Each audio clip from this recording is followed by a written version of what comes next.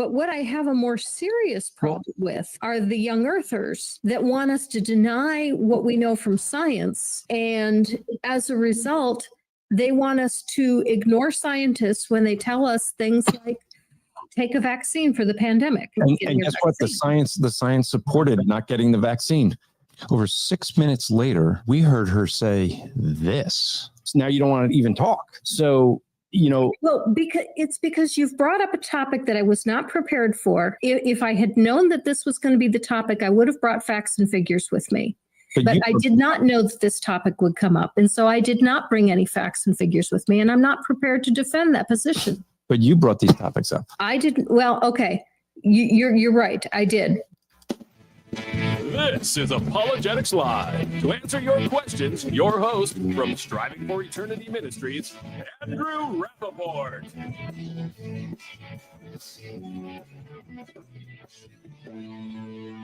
We are live, Apologetics Live, here to answer your most challenging questions you have about God and the Bible. We can answer any question that you have about God and the Bible, we can answer right here on Apologetics Live. And if you doubt that, just go to apologeticslive.com, join the discussion. You just scroll down till you see the duck icon, and from there you can join the discussion and ask us your most challenging question. Just remember one thing, as you give us something really challenging, I don't know is a perfectly good answer.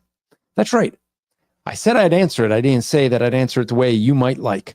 So with that, this is a ministry of Striving for Eternity. We are here to provide discipleship. And in this podcast or live stream, what we do is disciple through teaching apologetics.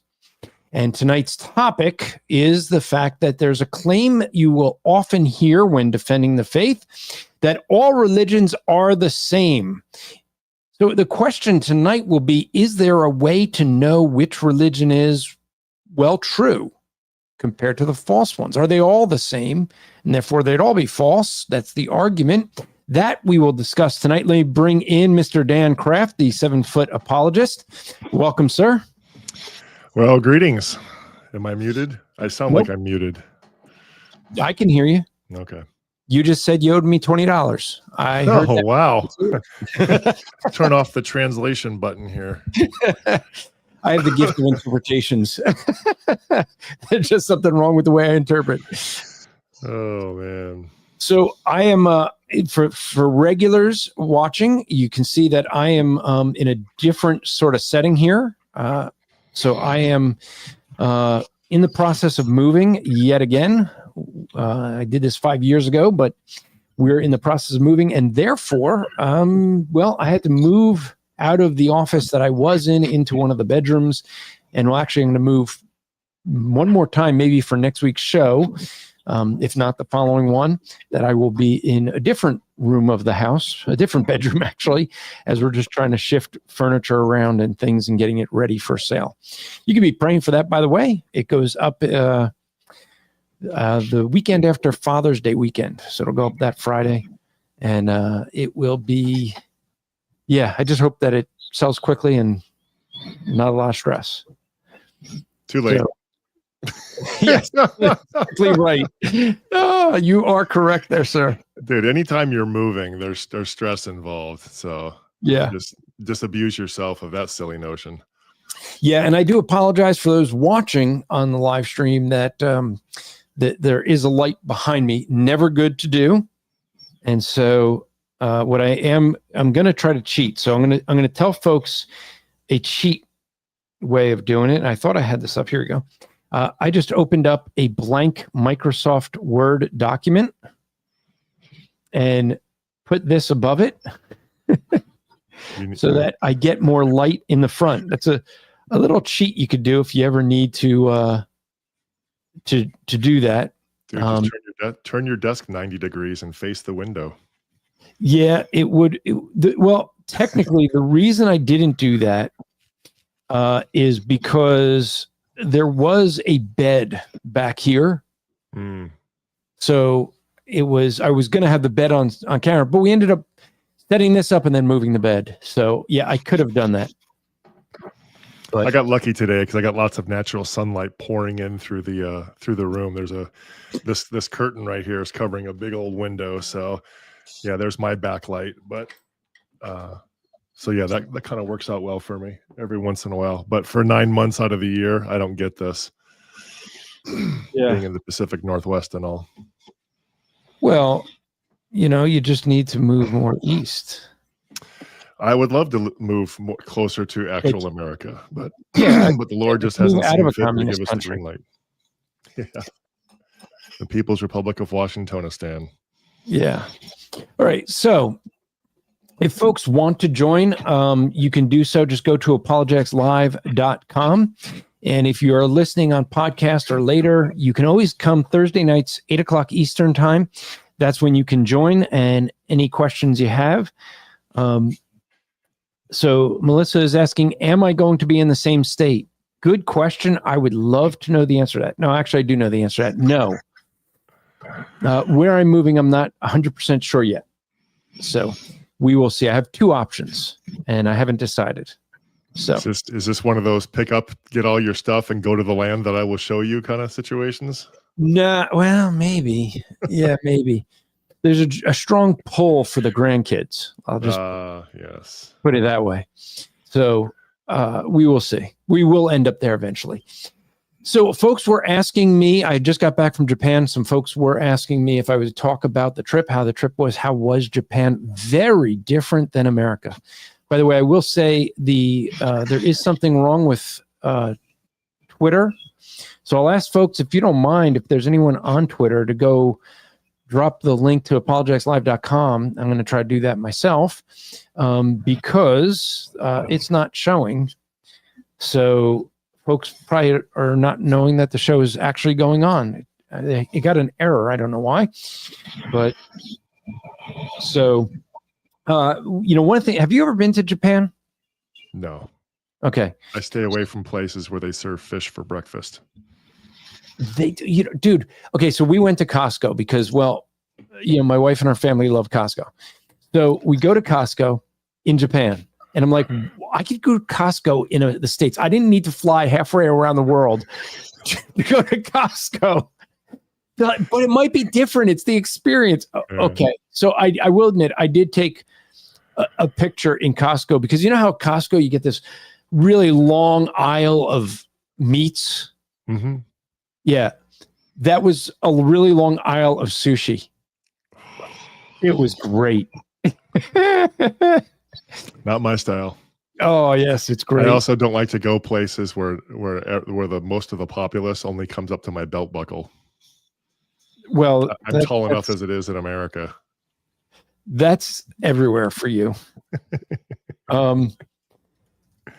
So the one thing that's amazing is the fact that we had a Japanese student live with us for a year, and I was able to go and visit her and her family. But when she would talk to us, like when she came to the States, she just things like locking the door was a foreign concept for her. Mm-hmm. She actually went to Romania and lost her phone because she forgot she was in a dressing room and put it down as she got changed and came back 2 hours later expecting it to be there.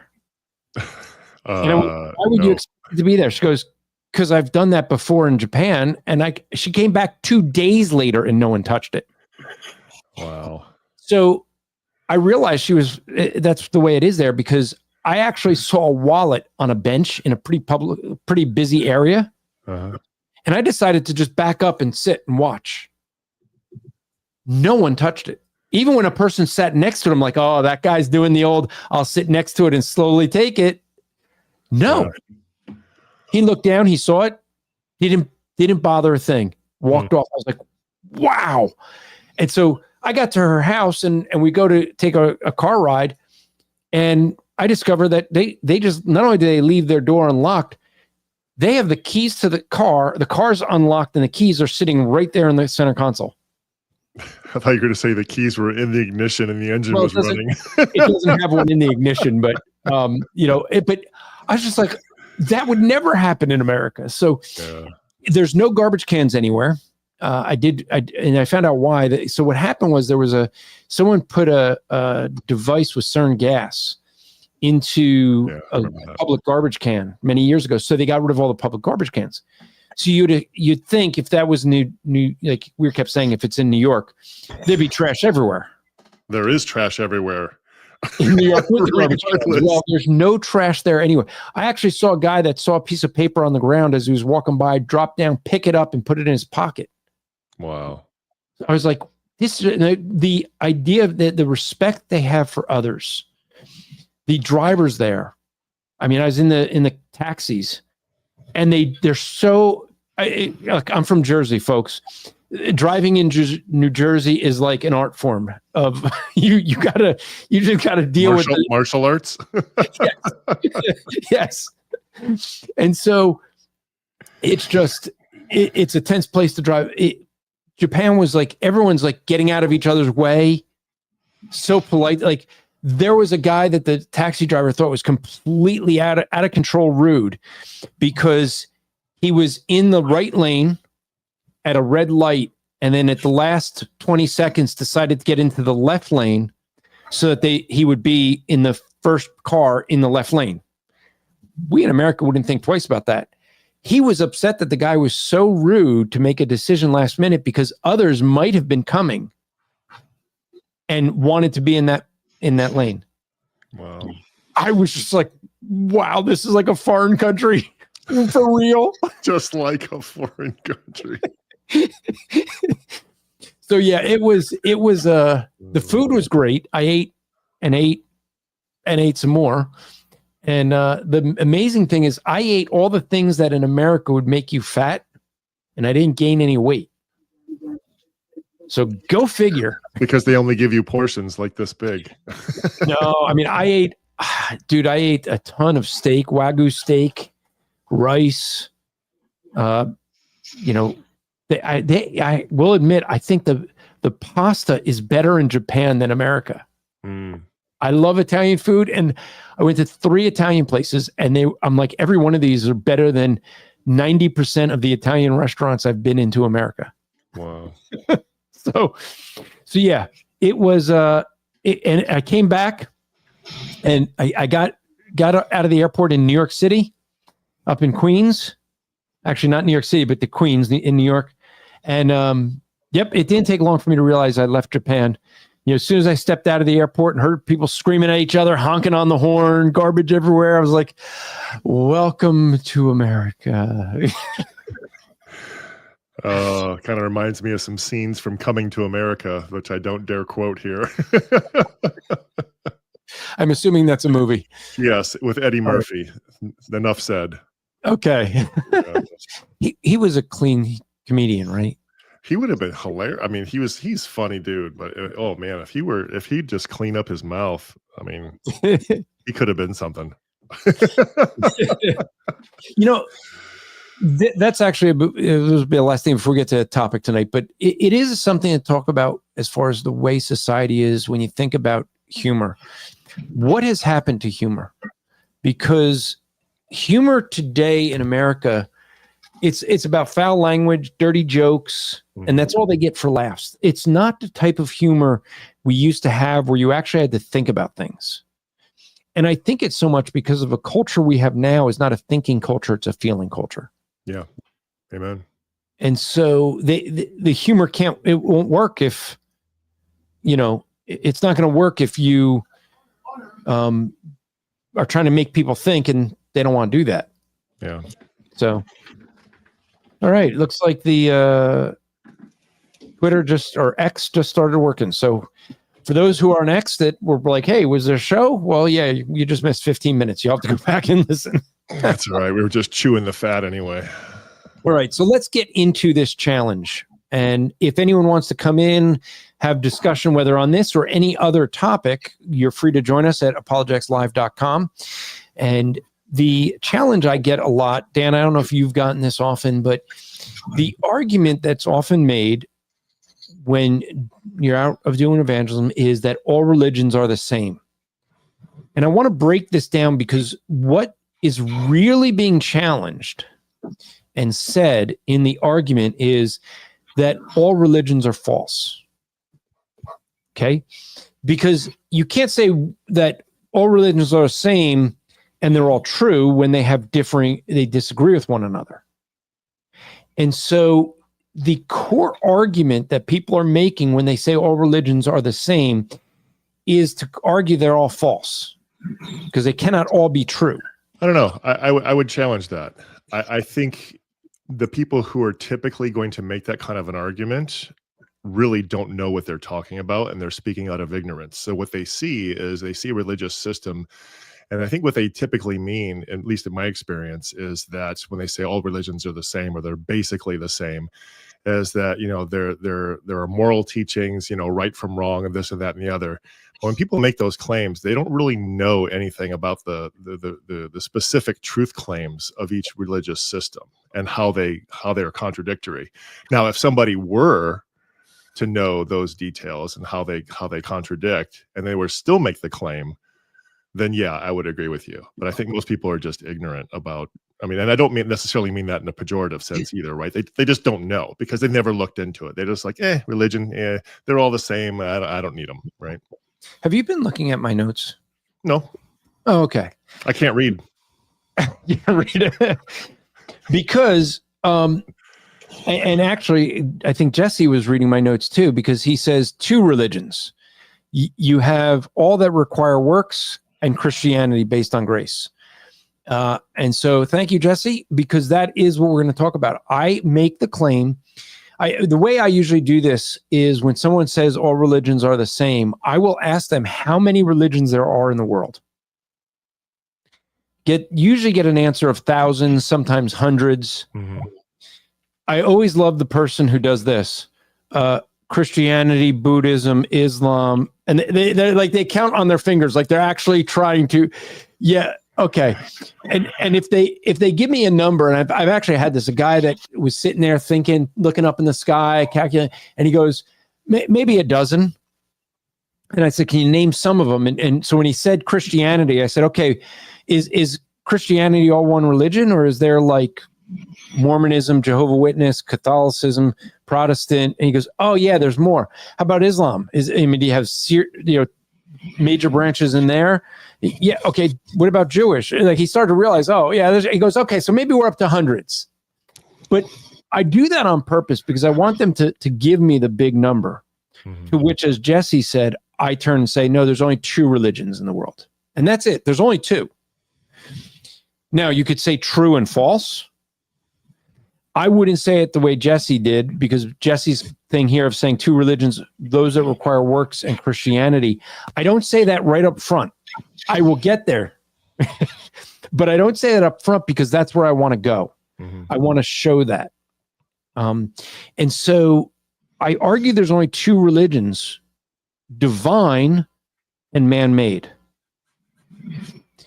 Because all religions seem to be the same, because all but one have a similar thing in common that is a major issue, and that is the works righteousness. So, and if you have the second edition of my book, What Do They Believe? You will see that on the second edition, I added an epilogue, and that epilogue, the purpose of it was because I didn't realize people were using that as a evangelistic tool. And the gospel wasn't in there. So I added an epilogue that is the uniqueness of Christianity and then ends with the gospel message. And so what I put in just a few pages in the back of that book, we're going to dissect for the next, well, maybe hour or so. But essentially, Jesse got it right to the heart of it, which the reason why all of the religions seem like they're the same is exactly what Dan said. What the ignorant think when they look at religions is they just teach a system of morality. Mm-hmm. Why would that be? Well, because of what Jesse said, works. If you have a system that's works righteousness, do good to earn heaven, well, what's that system going to teach you? Doing good, because that's how you get to heaven. Christianity is one that says it's done. It's not based on your works. So that is the only religion in the world that teaches grace. And it's a real interesting. I had, Dan, there was a guy in, his name is in the back of my book, What Do They Believe?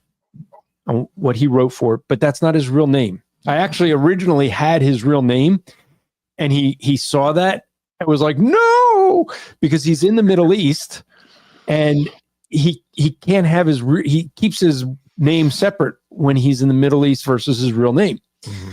And so, but we have the study guides that go along with the book, What Do They Believe? And he used to use that as a evangelism tool. And he said it was the best tool he ever found, because what he did was he would start with Islam and he would just say, let's study world religions, because in the countries where he is, if you convert to any religion other than Islam or outside of Islam, you can be killed. Right. So because of that, it's really hard to evangelize, because to do so, you're putting yourself at risk, because it would be against the law to encourage someone to switch religions. So what he would do is just say, would you be interested in studying world religions? And instead of starting on chapter 1, Judaism, he starts on chapter 3, Islam. And he said he would go through Islam, and because they saw that everything that it said was accurate, they trusted the study.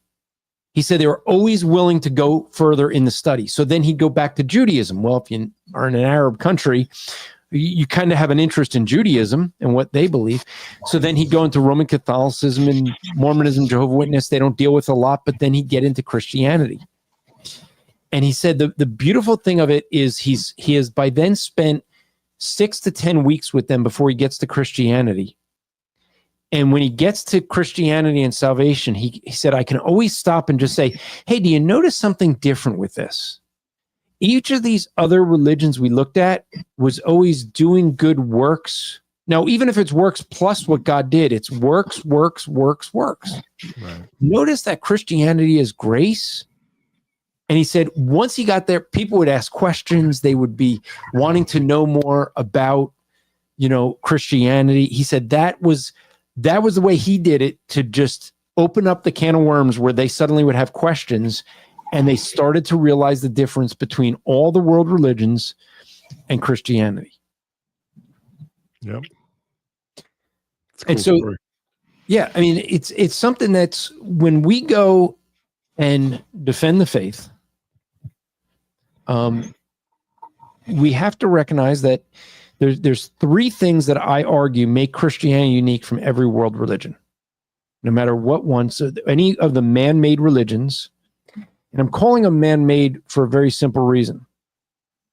Dan, when kings went to war, did they have the historians write about all the battles they lost? No, they leave out the embarrassing parts. Yeah, the Egyptian kings in particular would just wipe out kings if they wind up being disgraceful. Yeah, and so if they lost a war, they'll talk about the individual battles they won, right? It's like, yeah. So I was watching a video by what's his name, Joel Kramer. Oh yeah. What's the name of his channel on YouTube? I should know this. So Joel Kramer is, I'm going to go look this up, but Joel Kramer is the guy who we had as a tour guide when we were in Israel. Oh, I would have loved that. Yeah. He should come with us. So my wife is maybe one of very few people that can claim this. She had and folks, I'm looking up the channel name, and when I find it, but Joel. Expedition Bible. Yes, Expedition Bible. And so one of the things, like, you want to go check out his stuff. He's super smart on a lot of things. Expedition Bible on YouTube. He has, he's an archaeologist. So we were in Israel, and everyone in our group wanted to go through Hezekiah's tunnel, the wet tunnel, except for my wife. My wife didn't want to get wet. So he was like, great, because he took her through the Hezekiah's dry tunnel, and she had a one-on-one personal tour with Joel Kramer. And the reason he was so glad was because coming out of the dry tunnel, you come out in an area where if most people go straight, but if you make a right, there is a gate. And from there, you can open the gate only if you go through the dry tunnel. And if you open that gate, it takes you to the real tomb of King David, not the one the Catholic Church says is the tomb. And we went there and he explained it all. But so my wife actually had a private tour with Joel Kramer, and then she sat waiting for all of us to come and open the gate for us because he went through the gate to get us. And so, yeah. So the reason I brought him up is because he did I think I'm looking at the video right now, Bible Evidence Unearthed at Nineveh. Oh, yes. And he was talking about, they found a relief. And I can't remember what the king's name was. I want to say it was Ashurbanipal, but that might not be it. Anyway, the record they found in Nineveh said that this particular king, and you have to forgive me for not remembering his name, this particular king, it talked about his conquest of Israel and that he laid siege against Jerusalem. But it never says that he conquered Jerusalem. Because as you'll recall, he was turned back. God called him out, and then I guess his sons killed him. Is that what happened? I don't remember. Yeah, I'm sitting here staring at the video, and I'm pretty sure this is the one. Yeah, and that's exactly the point, is that they're going to word it to make them look better. Yeah. And so do not record your failures. Yeah. Which is one of the arguments we say why we know the New Testament is written by God, because the disciples recorded a lot of their failures. Peter's foot and mouth disease. Well, James and John, shall we rain thunder down upon them? Rain fire down from heaven? Yeah. And the fact that, you have women that go to the tomb, they're the first witnesses. Yeah. Because that wouldn't have been in a Jewish culture at that time. Yeah, no. Yeah. So I say all that for this purpose. What you see is that mankind they always, well, as Dan said, always hide their failures. We're always going to add what we can do and make it sound good. And so, because of that, you will have people that want to earn heaven. They want to do something to make it where, even if like Catholicism, Christ dies on a cross, they're going to say it's faith plus works. It can't be faith alone. Mm-hmm. You have to add something. You have to do something. You work with God. You do something to earn it. So, well, okay, let's just upset some people. Maybe we're far enough removed from this evangelist, the most well-known evangelist worldwide, Billy Graham. Mm-hmm. And Billy Graham said this: God did the 99%. It's up to you to do the last 1%. Well, if you're doing the last 1%, guess who's doing the saving? You are. Okay. If God didn't do 100%, then you are the one that ultimately saves yourself. Would you throw Jacob Arminius in there? Well, I would encourage people to go search for on YouTube, my name, Andrew Rappaport, History of Calvinism. And you will see that I argue that, and when we did the Why Calvinism conference, the different speakers, we all shared notes with one another, but just what our outline was going to be. And there was a lot of discussion on my outline because one of my points was the Calvinism of Jacob Arminius. And people were like, I really want to see what you're going to say there. Because what a lot of people don't know is Jacob Arminius was a Calvinist in the sense that he followed after Calvin. So historically, what you had was Calvin didn't actually define Calvinism. What we know of Calvinism today, Calvin was long dead. Calvin had a follower, Beza. Jacob Arminius was, I think, 4 years old when Calvin died. So for the people who think Calvin and Arminius debated these issues, that's known as Calvinism or Arminianism. No, I look, if a 4-year-old was debating Calvinism or debating Calvin and holding his weight in any form, I would be impressed. Okay? Because most 4-year-olds are not at a point that they can do a debate, unless, especially upon theological topics in depth. Okay? So, but that is what many people think. They think that Calvin and Arminian argued and debated the way Luther and Erasmus did, just because it's called Calvinism versus Arminianism. And so you had Beza, and he was teaching, and what ended up happening was, Arminius actually thought Beza was going astray from what Calvin taught. And the big thing that set him off was the idea of double predestination. The idea that not only did God elect some to salvation, but then he damned others to hell. And Arminius's point was that, we're all going to hell. That's just the foregone conclusion. God is choosing some to go to heaven. So it wasn't an active decision on God's part to say, you are going to hell, was his issue. He believed in total depravity, what we would call total depravity. And so he was, in his early years, he was actually looking to bring Beza back to what he felt Calvin was teaching.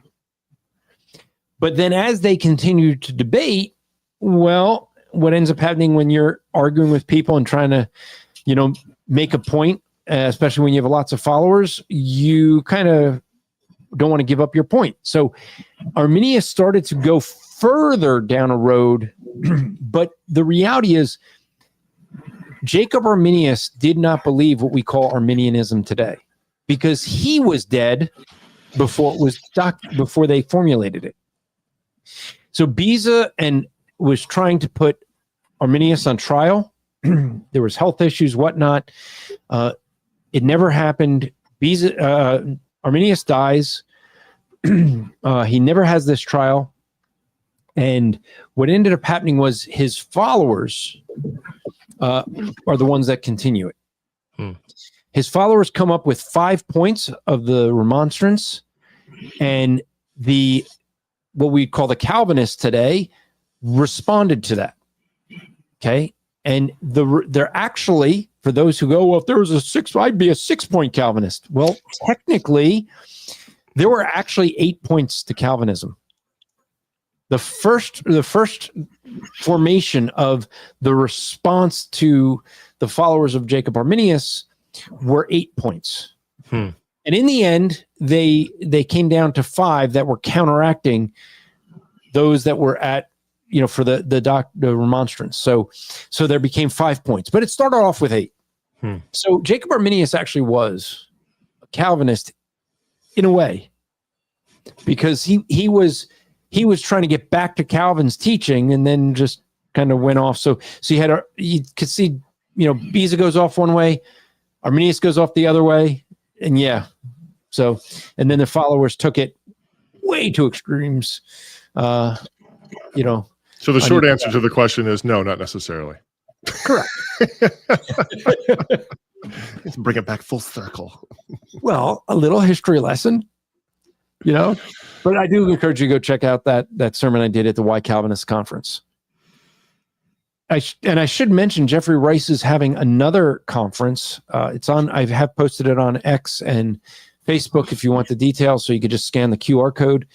But it is the conference. Let me look up the actual name of it, because I don't remember it offhand. I should just put up a title for it. See, I took too many pictures in Japan, and now it's harder to find. So it is the CRBC Conference 2025 Roadmap to Revival. It's September 12th and 13th. Speakers are James White, Andrew Rappaport, Michael Schultz, Jeremiah Notler, Keith Foskey, Jonathan Boris, Claude Ramsey, and Jeffrey Rice. So that's in Tullahoma, Tennessee, if you're in that area. And he just has the QR code to register. But if you do a search for Roadmap to Revival, I'm sure you'll find it. But it's good. That's gonna be a good guy. That conference is always good. I've been watching. I went to James White's, Alpha and Omega Ministries, their YouTube playlist on Roman Catholicism, and I think I've watched almost every single debate he's done against Roman Catholics because I got those lessons I got to teach in August. Mm-hmm. Yeah. So I've been kind of gearing up for that. So, and I'm sure you've read chapter 2. Well, I know for a fact you read chapter 2 of my book, What Do They Believe? Because for folks that don't know, we actually have made updates because of Dan. Dan went through that book. I don't think there was a comma in the wrong place that Dan didn't point out. Dan found everything. He was whenever I get a new book, I put a Post-it note in the front. And if I know the author, and if I know how to contact the author, I'll put a Post-it note in the front. And every time I run into an error, I'll just I'll circle it in the book and jot the page number down. And then I'll just say, hey, would you be interested in getting a list of errata from your book? I even found I think I found a math error in one of Jason Lyle's books. Wow. In I think it was the ultimate proof of. No, it was the physics of Einstein. I believe I found an error in that book. Oh wow. Yeah. Yeah. No, and folks, it's to let you know that's what got me to say, hey Dan, do you want to come on and be a speaker with Striving Fraternity? Because he was so detailed. He was so polite in the way of, hey, you open to correction. Let me give you some things that I found in your book. But man, I can't tell you. After having published my own 3-volume set, I would read it and reread it and reread it, and everything looked fine. Then I would hand it to somebody. And then the more people I handed it to, the more errors came back that I just didn't see. And then I paid a professional editor to go through my book and edit it.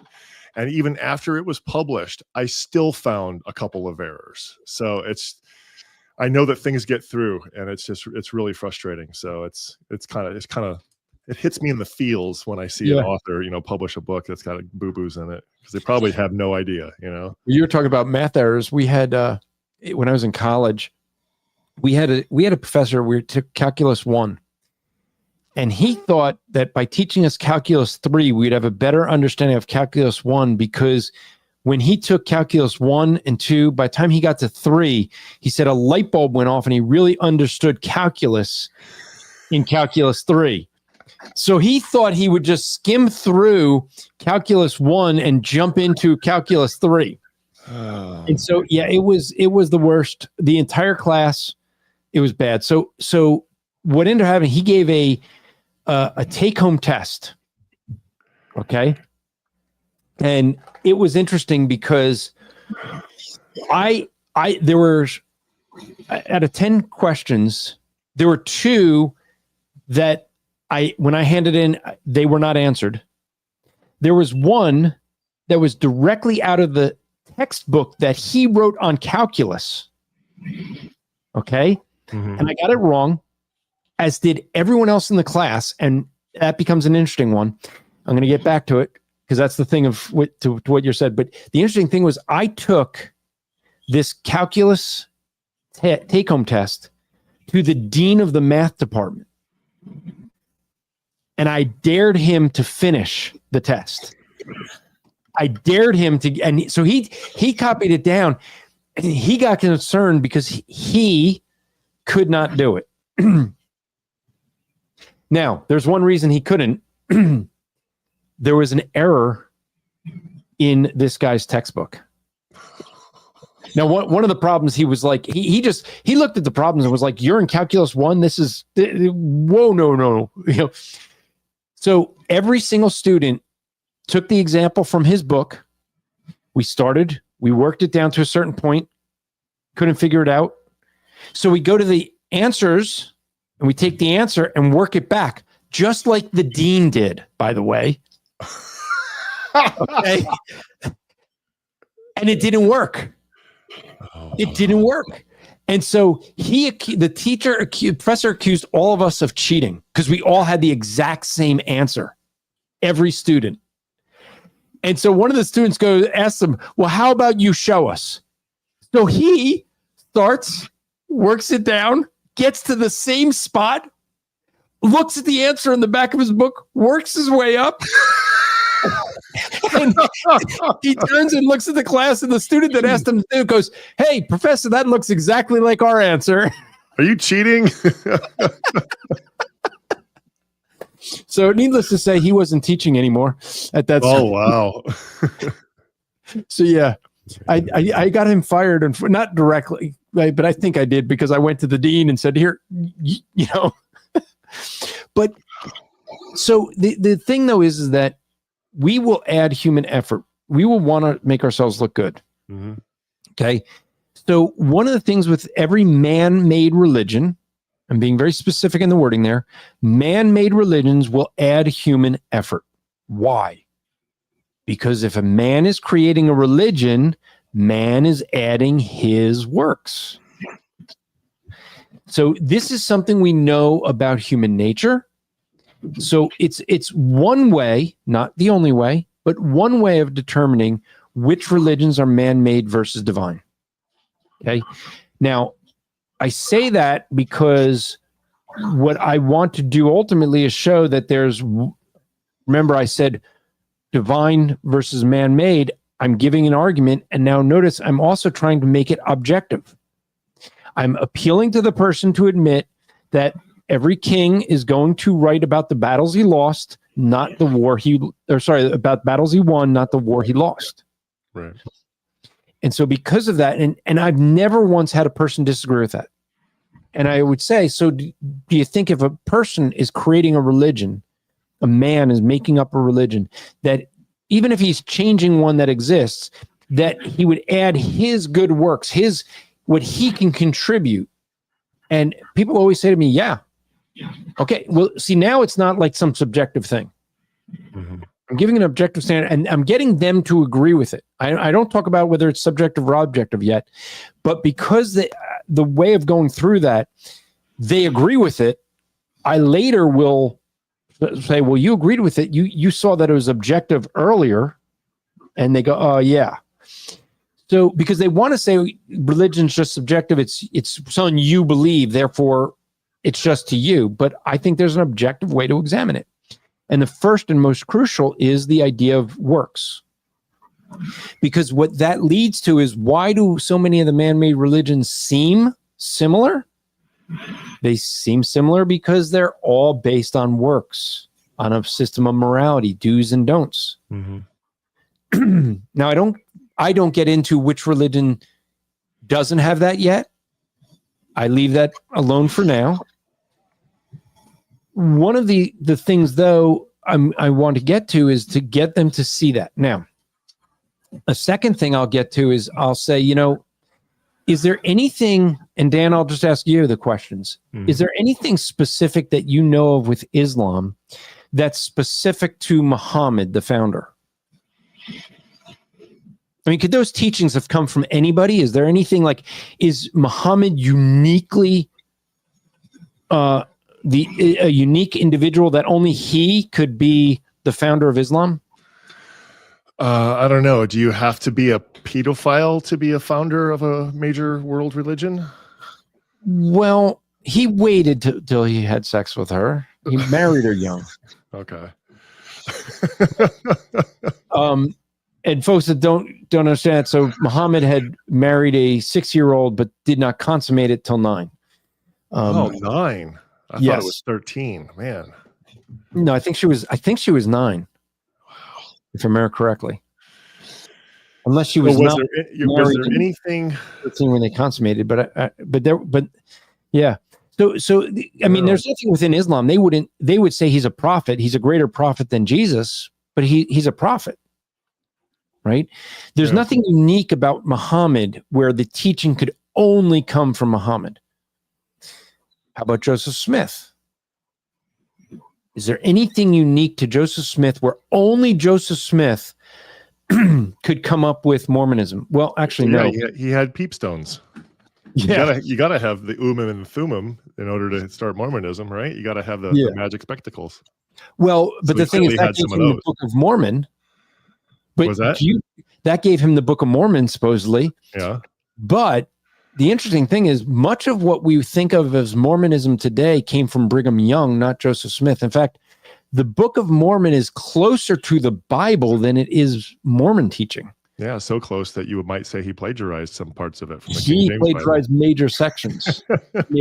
One of our podcasts that are in the Christian podcast community is Truth Espresso, and he has been going through the Book of Mormon, explaining his history, and he goes through and shows the major parts that plagiarize. He even points out something that Gerald and Sandra Tanner pointed out, was basically the only time that Joseph Smith gets the Old English right in the Book of Mormon is when he's quoting the King James Bible. He didn't know the sentence structure of the these, the thous, and things like that. Right. And so he would get it wrong almost every time, unless he was quoting the Bible. Yeah. And so, there's nothing specific about Joseph Smith, Muhammad, Buddha. I mean, you think of the person that created a man-made religion. There's nothing unique about them. But there is something unique with Christianity. You cannot have Christianity without Jesus Christ. Because the idea of Christianity is about a person. Right? So it's not a system of morality. Mm-hmm. It's about someone who is truly God and truly man. Being truly God, he can pay a fine for all of eternity, and he could pay it for more than one person. Being truly man, having never sinned, he can be a proper sacrifice for human beings. That's what makes Jesus Christ unique. Being truly God and truly man, the idea of Christianity is that it is not about a system of morality, but it's about what Jesus Christ did at the cross when he died in our place, those who know Christ, when he died in our place for our sin so that we could be set free. You see, that's different, because if he didn't die and 3 days later rise from the dead, then the teachings that Jesus had, well, they could have come from anyone, because, there isn't a different message between the Old Testament and the New Testament, because all of that came from God. So Jesus didn't start Christianity. I would argue this is the same teaching we had with Adam and Eve, directly from God, the same grace that is offered. It was just that the Old Testament looked forward to what Jesus did, and we look back to it. And many people confuse the whole sacrificial system with that earning favor with God by doing stuff, when what you're really saying is it's an act of obedience, and it's a prefiguring of the ultimate sacrifice to come, namely Christ. Exactly as Paul preached in Hebrews, the book of Hebrews. Mm-hmm. Oh, did I just give that away? Sorry. I think that it might have been Barnabas who wrote it down. I'll grant that, but I do think it was a sermon of Paul's. But yeah, in Hebrews, that's what it says, that they look forward. The sacrificial system looked forward to what Christ would do. Mm-hmm. So you cannot have Christianity without Jesus Christ. It's fundamental, because it's based on the resurrection. Read 1 Corinthians 15. The resurrection of Christ is fundamental. If Jesus Christ didn't rise from the dead, Paul says Christians it's in vain. You of all people are to be most pitied. Correct. And so when you hear, so what is it? The argument is often said that, if Christianity is true, then I get heaven. But if it's false, then and your view is true. Well, how does it go? There's an argument that's basically Pascal's wager. Yeah, Pascal's wager. It basically goes like this: is that if from an atheist, from a perspective of, well, if Christianity is, if you're talking to an atheist or someone of a different religion, if your view is right, there's no hell. Mm-hmm. Then I got nothing to lose. If I go into non-existence, I don't know any different. So I lose nothing. Yeah. So if you're right and I'm wrong, it's a dead even. But if I'm right and you're wrong, I go to heaven and you go to hell. That's Pascal's wager. Yeah. So whenever I hear that, and obviously it's been a while since I've heard it, I couldn't remember it. You just heard it about a minute ago. It's a completely unbiblical argument, folks. Please don't use Pascal's wager, because that's not what Paul taught in 1 Corinthians 15, right? If the resurrection isn't true, if Christ is not raised, then and if the dead are not raised, then you of all people are to be most pitied, because you're missing out on all the stuff that life has to offer. That's what it is. And so man in the best way of man's thinking comes up with Pascal's wager. And the best we can do when we divorce ourselves from the word of God is to get it completely backwards. Yeah. Well, I actually this is like 35 plus years ago, when I was first engaging with Jehovah's Witnesses and they said that hell didn't exist, I actually argued without knowing. I didn't know anything about Pascal's wager, never heard it before. Mm-hmm. But I came up with the same thinking, because I remember saying to him, look, if what you're saying is true and I die, I lose nothing. But if what I'm telling you is true, you go to hell, I go to be with God. That should concern you. And I remember telling my pastor, and he's like, Pascal's wager is a bad argument. And I went, who's Pascal? Like, I actually thought and maybe I did come up with that on my own, but it wasn't original with me. There's nothing new under the sun. And as my pastor explained, I went, oh yeah, it's a bad argument, but it worked really well for the Jehovah's Witness. Well, when you have an entire belief system based upon bad arguments and bad theology, one more bad argument on top of that probably isn't going to even be noticed. Yeah. So the first thing that I try to convey to people when they say all religions are the same, or what is the true religion, either way, first I want to do is separate the difference between the fact that all religions are based on human effort. They're based on works. Once I get to explaining the uniqueness of Jesus Christ, now I can talk about the fact that the difference with Christianity, it's based by grace and not works. You see, because now it's based on that uniqueness of just of Christ, that he died on the cross being truly God, truly man, that now he paid it once in time, but it counted for all eternity because he's an eternal being, and therefore he can forgive me. And so it's based on grace, and it's the only one based on grace. So now, objectively, examine any religion. What religions are based upon the grace of God alone, and what religions are based on human effort? Well, you only have one in the category of grace of God alone, and all the others in the category of human effort. Okay. Which one's based upon God, and which one is anyone can come up with? Well, Christianity is based on the specific person of Jesus Christ, God, and all the others could be taught by anybody. Even though Muslims will say that Muhammad is special, but the teachings that Muhammad gave are not based upon him and his nature or essence, where Christianity is based upon the nature and essence of who Jesus Christ is. So it leaves us with the third point. And the third point is this, that you have many religions that will say that God is merciful. And they'll also say he's just. In fact, when I speak to Muslims, I'll ask it this way. Do you believe God is just? I ask that one first. They say yes. And when you speak of Allah, how do you refer to him? And they'll say, well, Allah most merciful. Okay.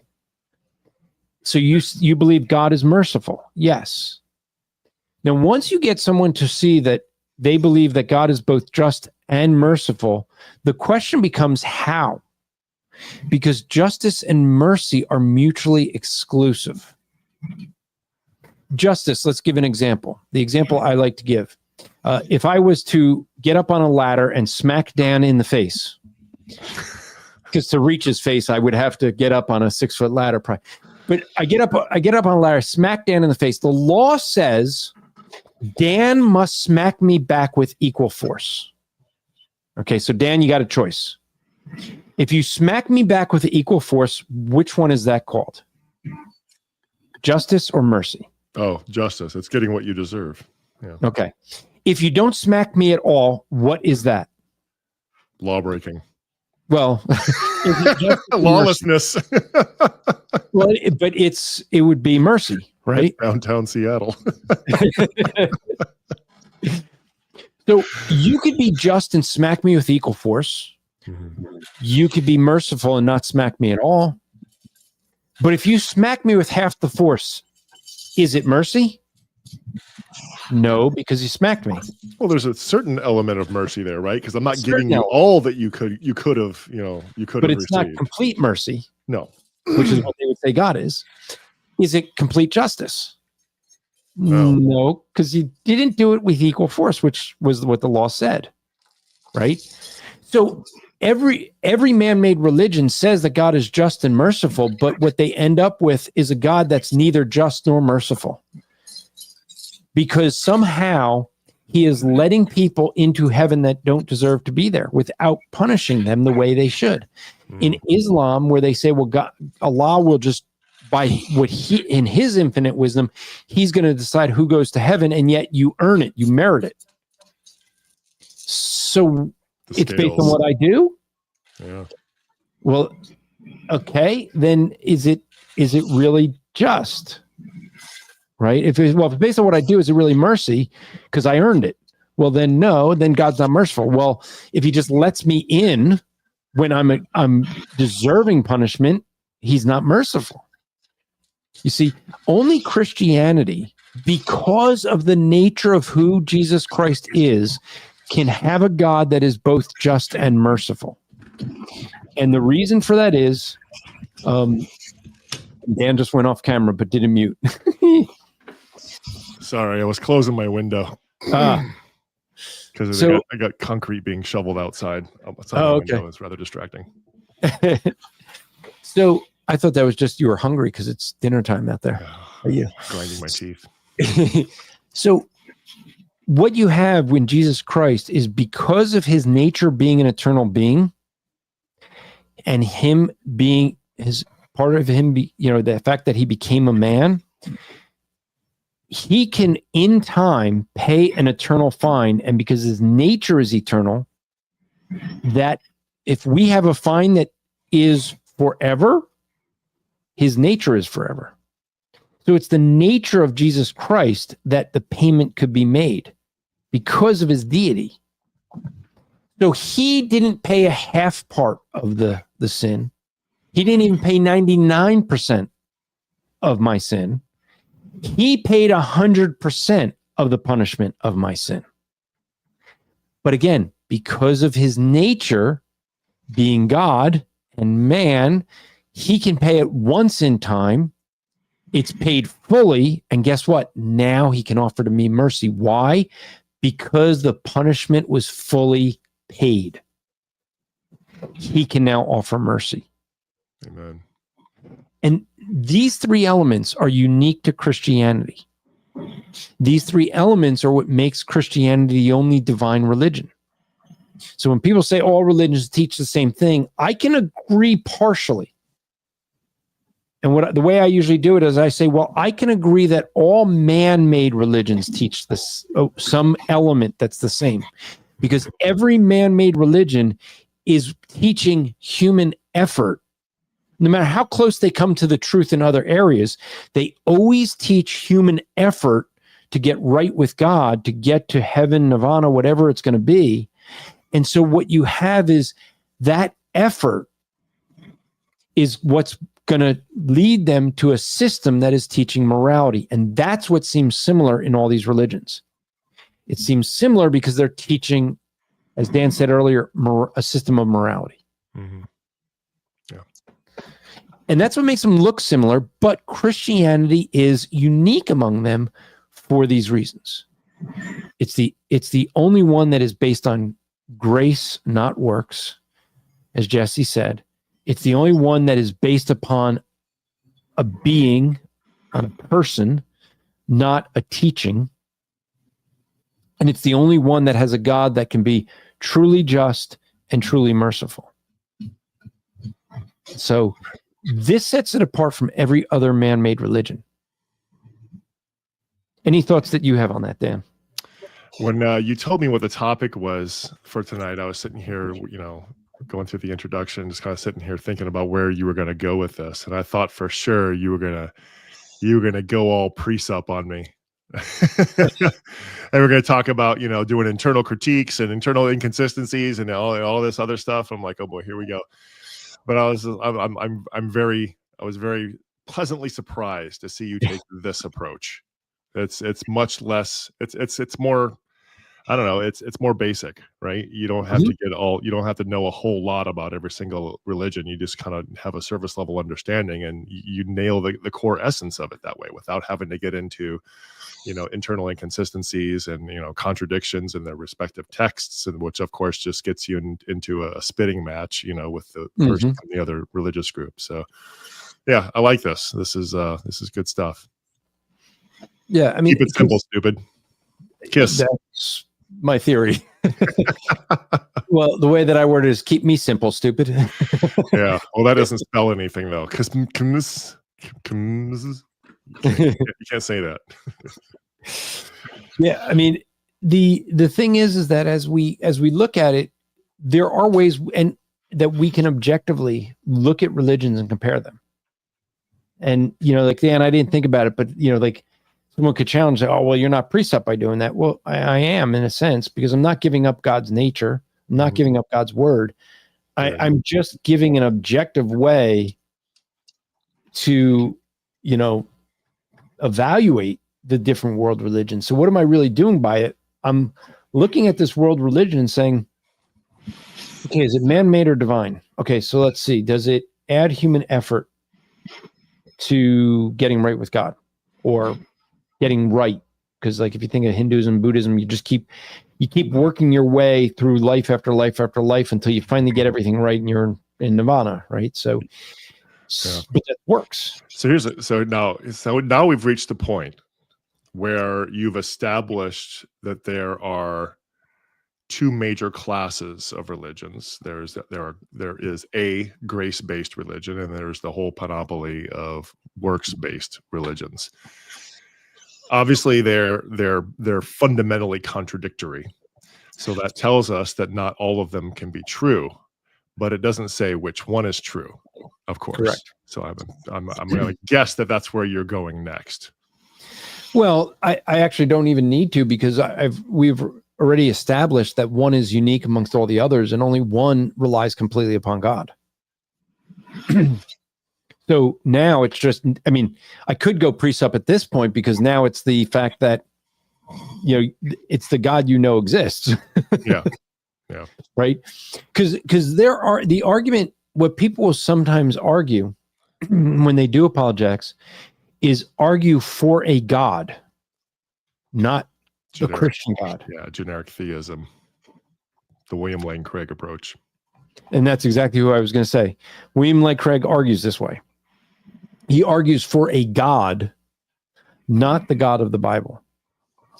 And what you'll see, what I find interesting, and if you're talking with someone that professes to be an atheist, depending how the conversation goes, one of the things that I find is they will often argue to me early on is they want to argue that other religions could be true, but the Christian God can't exist. The God of the Bible can't exist. I always find that interesting. So the God of Islam could exist? Yeah. And Hinduism, Buddhism, Sikhism, yeah. But the Christian God, the God of the Bible, can't exist. That's right. Why is it all the others could exist? Right? It's like they're playing their hand when they do that, to the fact that they know which one they want to reject. It's Romans 1:18. Yeah. So you're saying these all could exist. They all can't be right, but you're saying they can all exist. Okay. So if they can all exist, then we could go with the fact that they're all the same, but they're all man-made. So they're all wrong then, because they're not divine. So, oops. Yeah. All right, brother. I need to take off here. All right. I need to go have dinner. Well, before you go, actually, I want to see if you have any speaking events coming up. Before you go, I do want to turn this on. I want to see, folks, if you have any comments, put it in the chat. There's a new feature I want to test. It says show comments on stage. So let me click that. I want to see if comments just automatically, I think down in the lower right there. Yep, there it goes. Hard to read on a small screen, but there. Okay. So if I click that on, the comments just show up in a small little box that just can be there for. So that's an interesting idea. We might leave that on. It was just when it was just me, I think it covers it up. But okay, so Dan, what speaking events you got coming up for folks? So on June 29th, 6 p.m. at Emmanuel Baptist Church of Snohomish, that's in Washington, my stomping grounds. That's actually my home church now. I'll be delivering my my abortion presentation, The Awful Reality of Choice. So I talked to my elders, and they said they're giving me the fifth Sunday evening to present it there. And I'm trying to get other churches in the area to help me promote it and to send their people over, because I think it's a message that really needs to be heard. So be praying for me on that one, because it's, as you know, it's not a presentation that's easy to deliver, and I don't like giving it, but I think I have to. So, but it's necessary. Will that be recorded? I don't know. The church does do a live stream of the Sunday services, so on Facebook. So I would imagine it'll be there, but I have not asked. That's a good question. I'll run that by the elders and see what they say.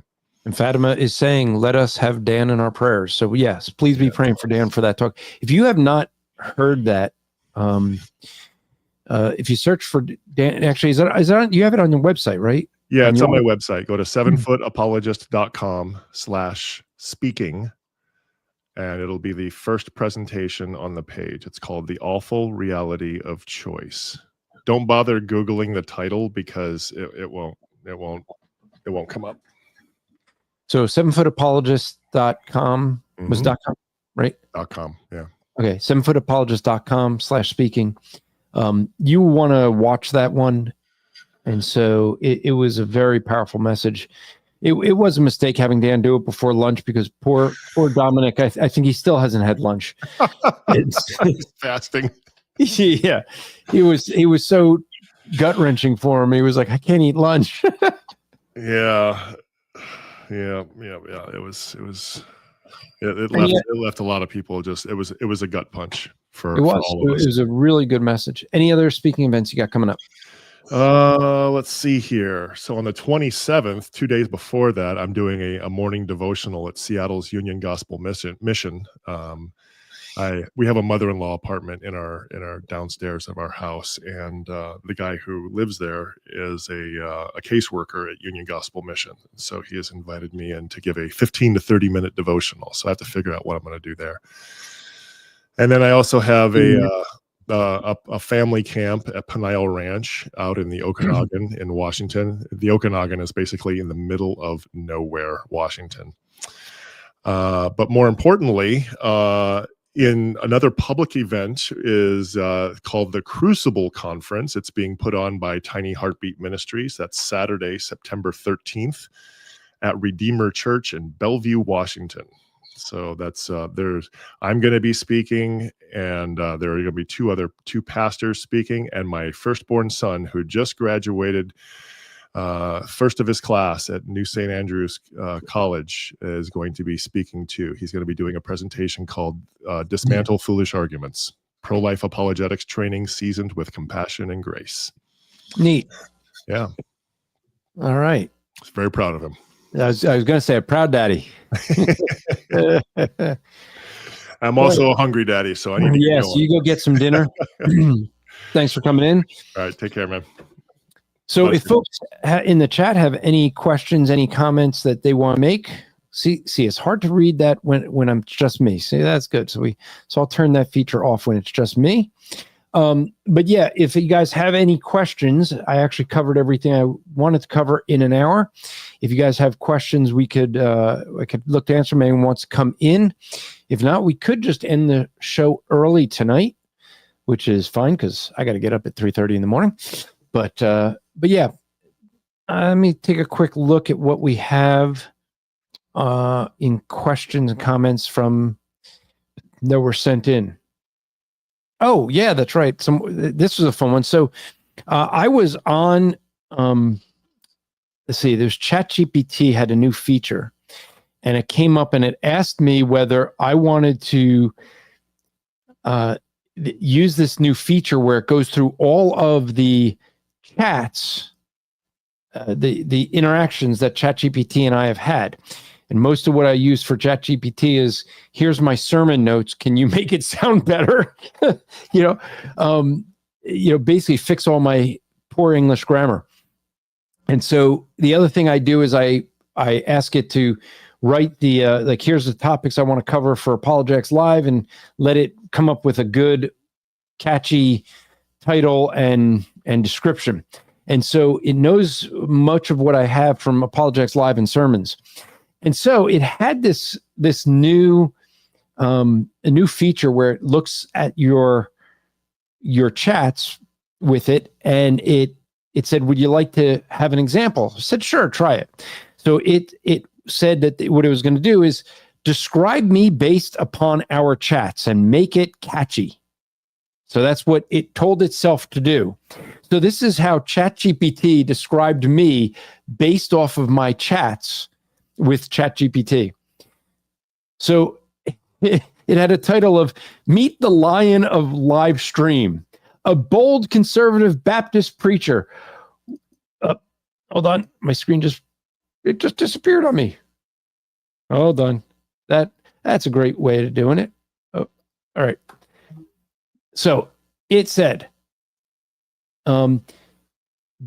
meet the Lion of Live Stream, a bold conservative Baptist preacher with a theologian's mind and a debater's fire. By day, you craft crisp sermon manuscripts with doctrinal precision. By night, you host Apologetics Live, where you fearlessly tackle big questions, stand firm on dispensational truth, and keep the gospel front and center. No fluff, no compromise, just sharp wit, sharper scripture, and unapologetic clarity to the word of God. So I thought that was pretty funny, how ChatGPT described me from our chats. Also, let's see. We did have, let me double check, see if any of you guys had any questions. If not, Fatima wants to know why I have to get up so early. I have to get up early because I got to be in New Jersey by dark 30. Now I got to be in Jersey by 5 a.m. So that's a distance away. So I will be getting up early. So I have on our backlog of questions the question of false revivals. Someone wanted to know about false revivals, which is something that I actually kind of covered a bit. I was on Iron Sharpens Iron Radio with Chris Arnzen, and we talked about what revival is.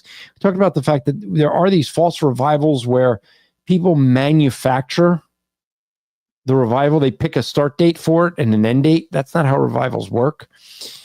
When you think of the revivals today, what a lot of people do, and this is ever since Charles Finney, he really popularized this, was using music.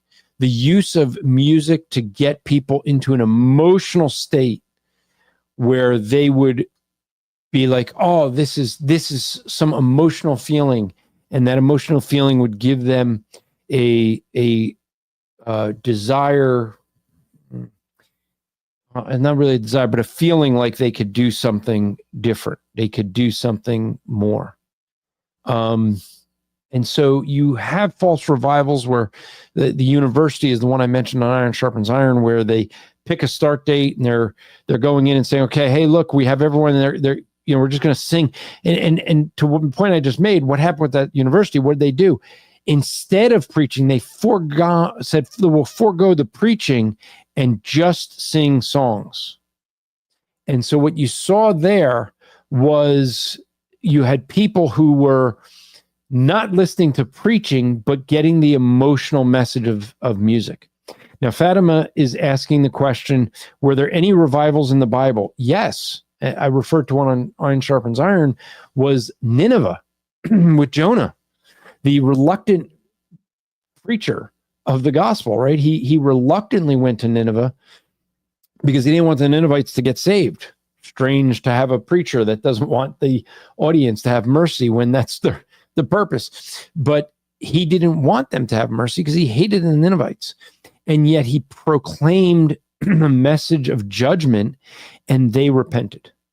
So that would be one example of a revival within Scripture. And Kathy Deming said, yes, Nineveh, while I was saying it. So let me try to answer this question I got today, actually.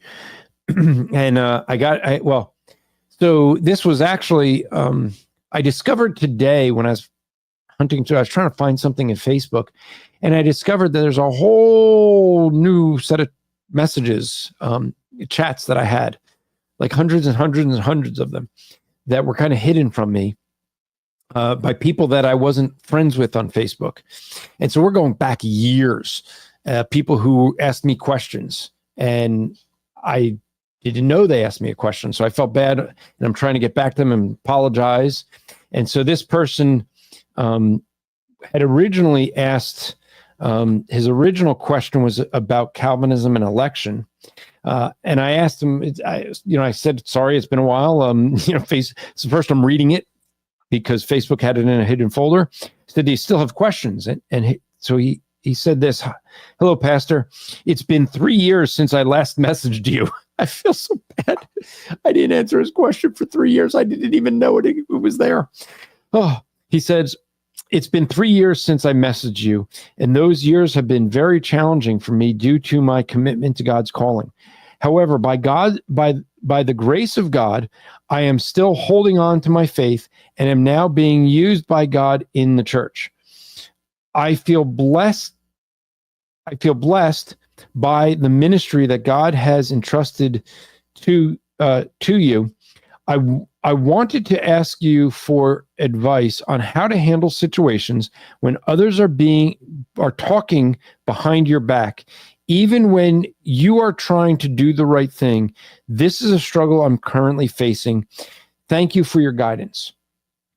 And so the answer I would have is, in short, is if that is the least that we suffer, that's less than we deserve. Each one of us, we deserve eternity in a lake of fire. That's what we deserve. And so if we're getting even 70 years of being slandered, that's not that much. That's not that long. So if that's all we have, okay. And what I'm trying to say, it's not that we don't have to correct everyone. Okay. If you listen to my Rap Report podcast, which I encourage you guys to follow that podcast as well as the Apologetics Live podcast, I replayed an episode that I was on the Dead Man Walking podcast with Greg Moore. And when I was on there because there was the news that had broken about Josh Bice. I'm not going to get into that here. The guys did that 2 weeks ago while I was in Japan, so I didn't have to get involved in that. Just didn't want to. But it now that it is public, I was one of the people that Josh Bice went after with his fake accounts. And, there was slander going on. And it's interesting that different people, John Harris made mention of it, Drew made mention of it in the show that they did here. Greg Moore made mention of it. The fact that, yes, I've been slandered by Josh and others. I didn't know it was Josh at the time. But even after knowing it was Josh, I don't go after him. I'm not feeling like, you don't have to make every argument right. You don't have to defend yourself against every single argument. And so, are there false claims about me? Yeah. Do I need to defend them? No. And Greg had asked me, do I feel vindicated with what happened with Josh? Not at all. I mean, there's not a vindication there. Like, I feel bad for him. The fact that he got himself in a place where he would create all these anonymous accounts so that he could, attack people that he couldn't do publicly under his own name. I feel bad that he got in a position like that. I feel bad that he is basically out of work. I mean, the guy's whole life has been preparing for ministry, and now he's out of it. What's he going to do? I don't know him well enough to know if he's got skills for anything else. I feel bad for him. I feel bad for the people that would be slandering me, because it's to get to that point where you're slandering someone. It says something, especially when you know or don't care if you're slandering. It says that there's something wrong with you, that you are in a state that you don't care about truth, you don't care about God's word, you don't care about all that God says about the unity that should be within the church. What gets a person to that position?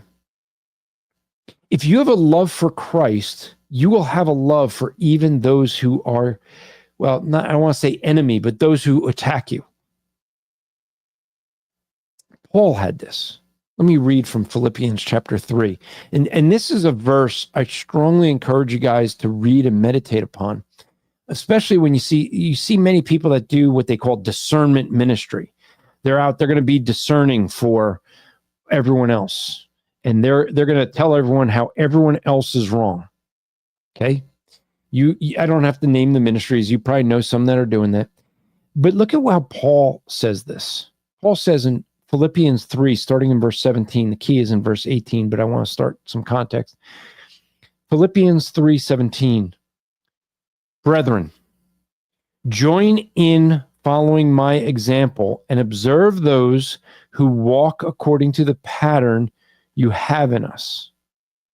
For many walk, of whom I've often told you, and now tell you, even weeping, that they are enemies of the cross of Christ. You see, these ministries that do discernment and they almost are gleeful when they find something they can use to call someone else out. They're happy because, this is going to be good material. I can get a lot of views. I can get a lot of likes. I can get a lot of clicks. I can get a lot of attention. I can get a lot of supporters. I can get followers. People will love me. Let me call this person out. Paul calls people out with tears in his eyes. Are you doing that? Are these discernment ministries doing that? No, I know someone who wrote an article saying that John Piper believes that we are saved by works. Wrote a whole article. Article has literally gone around the world, been translated, I think, into 14 languages, or at least that was when I had last heard. A lot of people have referred to that article. It looked very scholarly. The author told me he did his research. Check this out. And I said, someone had said based on that article that John Piper is a heretic. I said, you got to be careful saying that. He believes in work salvation. And I said, he talks about final judgment, and that works are necessary for final judgment. I'm like, I think he's talking about sanctification, the works of sanctification, not regeneration. And so sure enough, the author of this article dares me to do the research, and it's so well documented. There's no issues with it. So I said, it's going to take me hours. I mean, it is going to take hours and hours to go through all of John Piper's writings, to even search, just doing searches on it. And so what ended up happening is I agreed to do it. I read his article. I read the article he said that Piper I first read the article he said that he based everything on that Piper had written. So I read Piper's article. I read this author. I reread Piper. I reread the author. And then I started going through the rest of Piper's writings. And I ended up having a friend of mine. He was a guy who was one of our speakers at the time, Frank Mullis. He was on the board of directors at Striving Fraternity. And he said, John Piper was a big fan of Jonathan Edwards. I think he did his dissertation on Jonathan Edwards, his doctoral work. And he was like, I'm just curious whether this idea of final, justification comes from Edwards. And sure enough, just as Piper was arguing against N.T. Wright, using the idea of final justification and using the works referring to sanctification in our glorification, not of regeneration, just as he was using those arguments against someone that believes in a works-based system like N.T. Wright, so did John Edwards. Jonathan Edwards had someone he was debating in his day, and he used the same arguments that Piper was using. So when Piper was arguing against N.T. Wright, against works, and by the way, that should be the trigger. He's writing against N.T. Wright's view of a works-based regeneration. That alone should tell you he's not in agreement of it. And so John Piper is using all the arguments that came from someone he studied a lot, which is Jonathan Edwards. And I was like, oh, that's interesting. But what really got me, and I pointed all this out to the author, was two things. One was the fact that there was a quote that the author cut off. And when I went and searched everywhere that everything Piper has written, because I have it all in my Logos Bible software, I searched through it all. I cannot find that quote anywhere where Piper is not, where he had, and I forget the phrase now, but the very next part of the sentence, the first half of the sentence makes it sound like Piper is arguing for works because he's defending, he's really attacking a works-based regeneration. And so he's wording something, and this author cut it off right there. And the very next part of the sentence condemns the first half of the statement. And I went, you took him out of context. I said, but I still have a struggle. I said, I have a struggle because you have a quote here that says, quote, it's from Piper, quote, works are necessary to earn salvation, unquote. Where is that from? I could not find that quote anywhere. You have it as a quotation. Where is that? I could not find it. And I said, I pointed to one place where I could find that Piper said, works are necessary for salvation, not works are necessary to earn salvation. Did you pick up the difference there? Yeah, that's a big difference. And so what happened was that he added a word to the quote. And that word makes a major difference. If you read the context of Piper, he is basically arguing for works necessary for that sanctification. And salvation is a broad word used for regeneration, sanctification, glorification. Okay? And so the fact is that the author didn't say that anywhere. I asked where that's from. It's in quotes. You didn't cite a source. The author of this article said that's what he meant. I went, whoa, whoa, whoa, whoa, whoa. You cannot put it in quotes, something he didn't say, and add a word that radically changes the meaning of the sentence. That's not honest. You can't do that. And he just kept arguing, that's what he means. I've read enough Piper, that's what he means. I said, but you're being dishonest. See, a guy like that was just so thrilled that his article was being asked to be translated in other languages, that blog sites wanted to have it on their blog, that he was getting interviewed over and over. All this, he was getting a platform. Was he weeping for John Piper? No. He was actually, I would argue, slandering John Piper because he was being dishonest in his evaluation of what John Piper said. So I am, I say that to say when people do things like this, we have to be careful. Okay, so Fatima says, all that reading, research, and verification, my ex-therapist would say Andrew has OCD, but great job, Andrew. That's okay. Your therapist wouldn't be the only one to say I have OCD. But I've actually overcome a lot of it just by forcing myself to, I had certain hang-ups that I just forced myself to just stop doing. So to the person who asked the question, how do you deal with people that are talking behind your back when you want to do the right thing? Keep doing the right thing. Let God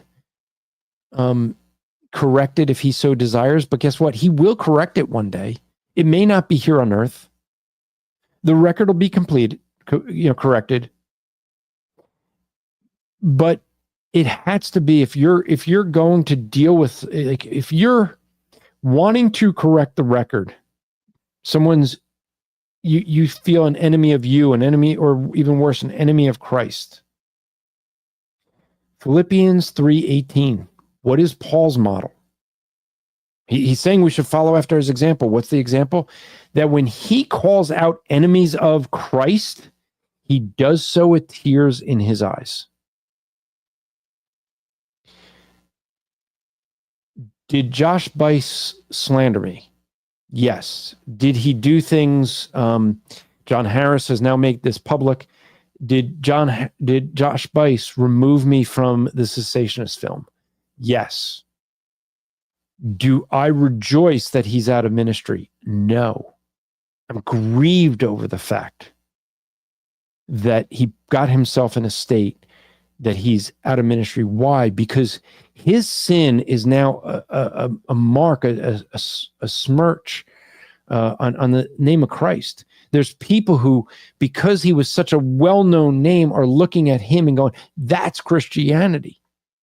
It is ruin. Or you kind of can't ruin the reputation of Christ because he's God, but in the minds of the world, it is hurting the cause of Christ. That grieves me. I don't rejoice that someone that slandered me and came after me, even if he did so without knowledge and wisdom and wanting to know the facts, because he actually didn't. But that doesn't make me happy that he fell. And if it makes you happy that someone who slandered you fell, I want to ask you, are you having the same mindset that Paul says we should model him as he models Christ? So, and I told this brother that it was going to be a harder thing for me to answer, and that I invited him to come on to the show, but he lives in a different country in Europe, and therefore it's really early in the morning. So I told him that I would try to answer it. I'm glad we had extra time tonight to answer it, so that we could get to that. All right, so I didn't finish reading this, but I just saw someone say they have a question, so I'll put it up and we'll read it together. Janetta says, I have a question. How should we personally view teachers in a biblical way that aren't in our church? following a man's teaching and learning that that other reformers say are like them. Okay. I don't know, Janetta, if this is regarding what Paul said about follow his example. So, this is where, folks, it's always best to come in the show so that we don't waste the audience time as I wait for a response from Janetta. But I don't know if this question is in response to me reading about Paul's setting an example for us that we should follow Paul as Paul follows Christ, or if this is people outside of our local church, maybe preachers that we watch on YouTube or on TV or on radio or things like that. Okay, she's clarified, and she said, like Steve Lawson. Thank you. So always better to come in, though, and ask the question so that we can have the dialogue. It always is better, faster. So, all right. So with a guy like a Steve Lawson, how do we view people like this? Well, I'm not one that says throw out all of Steve Lawson's books. I know a lot of people are doing that. People were like, I can't trust anything this man has ever said. No, the things he said that are right are still right. The things that he taught that were biblical are still biblical. And so I think we have to look at him as a human being who fell. All of us are susceptible to that.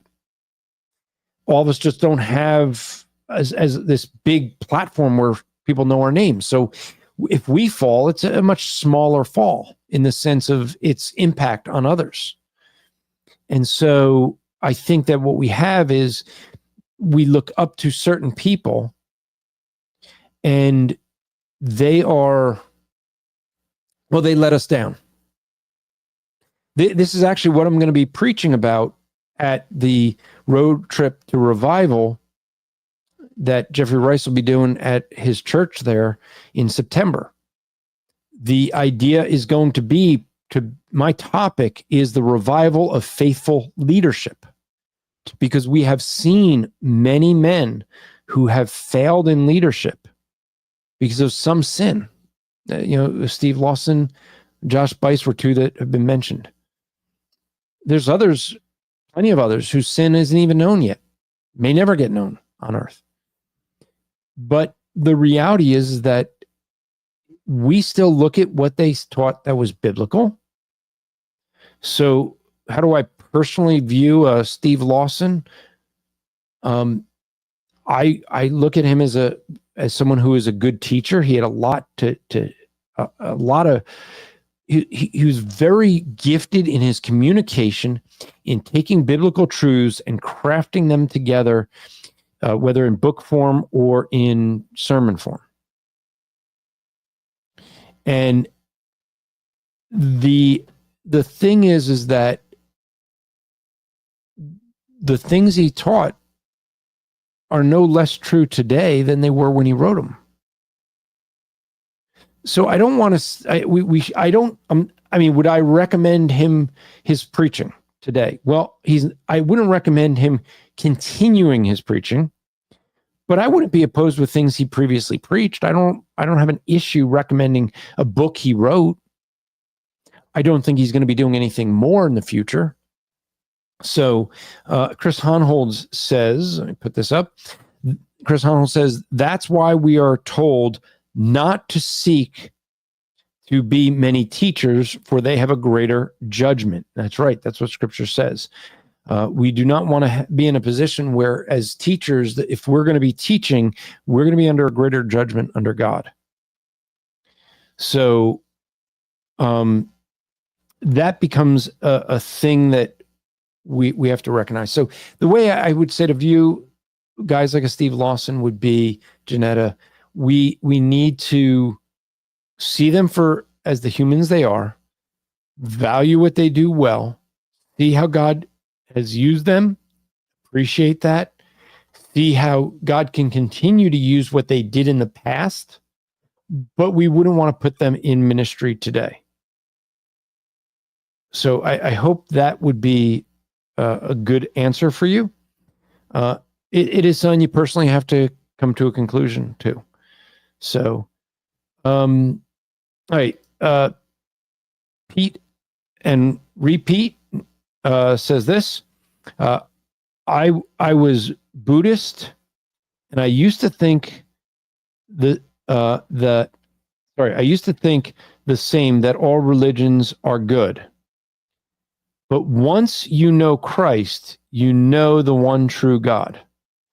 And that is what we spent the first hour covering, right? So, but yeah, it is something where everyone thinks that there's one religion. That religion is false because they can't help it true. But they're also arguing that there's no differences. So it doesn't matter when we say Christianity is the truth. They're trying to, oh no, they're all the same. And no, they're not. So let me, I didn't give a word of our sponsors, so let me do that. Encourage you guys to go out and support our sponsors, because that's what supports us to continue doing shows like this and traveling to be able to go to small churches and help them out when they can't afford it. So let me start with Squirrely Joe's Coffee. If you go to strivingforeternity.org/coffee, you will get to Squirrely Joe's page. That's a link that we have set special so that he knows that you got sent there from us. But you can use the promo code SFE on your first order. That promo code SFE stands for Striving for Eternity, and will get you 20% off your first coffee, first bag of coffee, or first order, I should say. It's either that or free. I think he changed it with others, so I think it's still 20% off. He's never told me it's different. Maybe just your first bag of coffee free. But I love their coffee. I actually went back to drinking coffee after I started drinking his coffee. I'd stopped drinking coffee for many years and loved the coffee and went back to it. Another way of supporting us would be to go, if you really are into health and want to challenge yourself. I have a cold plunge, and I plunge almost every morning. And you could get our affiliate link that we have, which strivingforeternity.org/plunge. They are running a special. The plunges are super expensive. I get it. But if you find when they have sales, I think they have a sale right now for Father's Day. I think it's like $1,500 off. Some of you are going, $1,500 off. How much does the whole thing cost? Yeah, I saved. Well, I actually didn't have to save money for mine. I will tell you, I cheated. The way my insurance is, if I do certain things, keep myself healthy, I get money back, and I use that money because I can only use it for health issues, health things. So another sponsor of ours, help you get a good night of sleep, is MyPillow. And if you go to mypillow.com, use the promo code SFE. That they give us a percentage of everything you buy. So the more you buy there, the more support we get. We greatly appreciate that. Lastly, sorry, folks, my voice is getting raspy as when I'm the only one here speaking for 2 hours. It gets like this, and that's why we'll end early. Logos Bible Software. You can go to logosbiblesoftware/SFE. Sorry. logosbiblesoftware.sfe. I use their software very much. I love it. Excuse me. And so I encourage you to get that. And since my voice is going out, I think we'll end the show there. We'll be on next week. Remember to strive to make today an eternal day for the glory of God, and we'll see you next time. Have a good night.